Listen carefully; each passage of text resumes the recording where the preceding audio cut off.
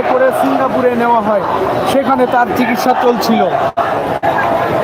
এবং ইতিমধ্যেই আমরা নিশ্চিত করেছি, খবর পেয়েছি যে আজ রাত 9টা 45 তিনি আল্লাহর ডাকে সাড়া দিয়ে চলে গিয়েছেন না ফেরার দেশে।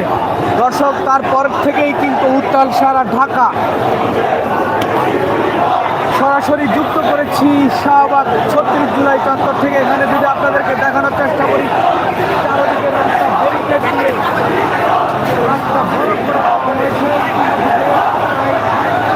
কোনো ধরনের গাড়ি নেই।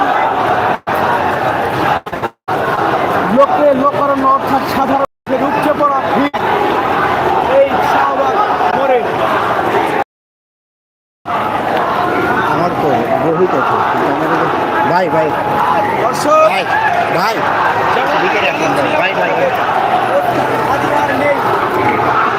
এই খবর ছড়িয়ে পড়ার সাথে সাথে সারা ঢাকা উত্তাল। আপনাদেরকে সরাসরি